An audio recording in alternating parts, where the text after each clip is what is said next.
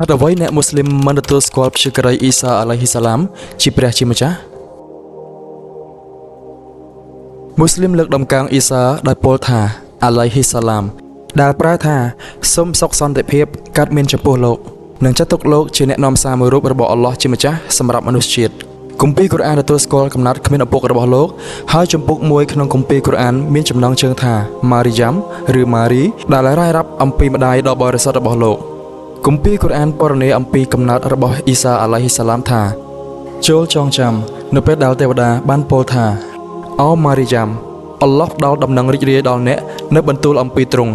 ឈ្មោះរបស់គេគឺអាល់ម៉ាស៊ីហ៍អ៊ីសាកូនម៉ារីយ៉ាំដែលល្បីល្បាញទាំងក្នុងលោកីនិងថ្ងៃបរលោកព្រមទាំងជាអ្នកចំណិតម្នាក់ក្នុងចំណោមអ្នកចំណិតទាំងឡាយរបស់ព្រះហើយអ៊ីសាអាឡៃហ៊ីសាឡាមនិយាយជាមួយមនុស្សតាំងពីនៅក្នុងអង្រឹងនិងនៅពេលពេញវ័យនិងជាអ្នកធ្វើល្អម្នាក់ក្នុងចំណោមអ្នកធ្វើល្អទាំងឡាយម៉ារីយ៉ាំបានសួរថាអូម្ចាស់របស់ខ្ញុំតើឲ្យខ្ញុំមានកូនដោយគ្មានបរិសុទ្ធណាម្នាក់មកប៉ះពាល់ខ្ញុំយ៉ាងដូចម្ដេចទេវតាបានឆ្លើយថាដូច្នោះហើយអល់ឡោះបង្កើតអ្វីតាមដែលទ្រង់មានចេតនានៅពេលទ្រង់មានចេតនាសម្រេចកិច្ចការអ្វីមួយគឺទ្រង់គ្រាន់តែមានបន្ទូលទៅកាន់វាថាចូលកាត់ចុះវាក៏កាត់ឡើងភ្លាមព្យាក្រៃអ៊ីសាអាឡៃហ៊ីសាឡាមចាប់កំណត់ឲ្យគ្មានឪពុកគឺជាភាពអច្ឆរិយៈមួយ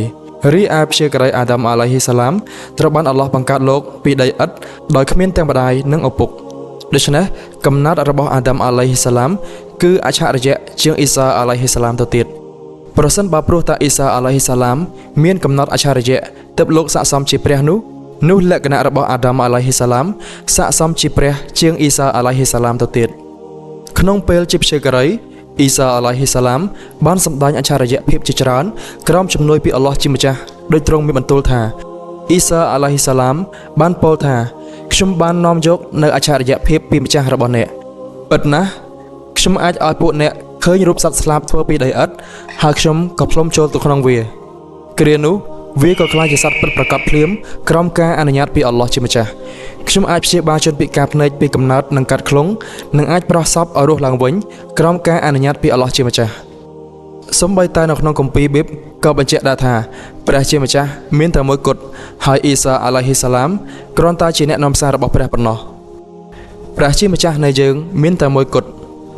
ជីវិតដ៏អស់កលជានិច្ចគឺឲ្យគេស្គាល់ព្រះអង្គដែលជាព្រះជាម្ចាស់ដ៏ពិតប្រាកដតែមួយគត់ហើយអ៊ីសាអាឡៃហ៊ីសាឡាមគឺជាអ្នកដែលព្រះអង្គបានបញ្ជូនមក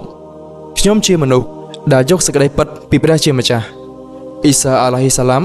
អ្នកស្រុកណាសារ៉េតគឺជាមនុស្សដែលព្រះបានចាត់តាំងពីក្នុងចំណោមពួកអ្នក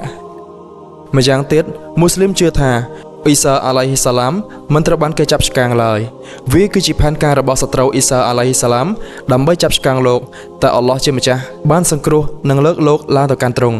ហើយភាពស្រដៀងគ្នារបស់អ៊ីសាអាឡៃហ៊ីសាឡាមត្រូវបានដាក់ទៅលើបុរសមួយផ្សេងទៀតដោយពួកសត្រូវបាននាំបុរសនេះទៅចាប់ឆ្កាងនិងយល់ច្រឡំថាគេគឺជាអ៊ីសាអាឡៃហ៊ីសាឡាម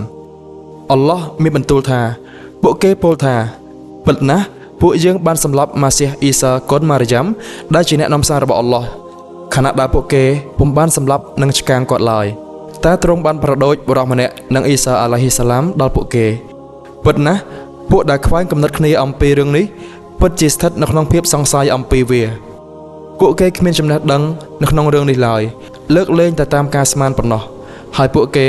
ក៏ពុំបានសម្លាប់គាត់យ៉ាងពិតប្រាកដនោះដែរព្យាក្រៃអ៊ីសាអាឡៃហ៊ីសាឡាមពុំមែនជាព្រះជាម្ចាស់ឡើយតែលោកគឺជាអ្នកនាំសាររបស់ព្រះជាម្ចាស់តែប៉ុណ្ណោះហើយព្យាក្រៃមូហាម៉ាត់សល្លឡោះអាឡៃសាឡាំនិងអ៊ីសាអាឡៃហ៊ីសាឡាម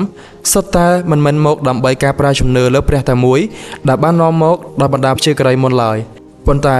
ពួកគាត់មកដើម្បីបញ្ជាក់បន្ថែមទៅលើគោលជំនឿនេះតែប៉ុណ្ណោះ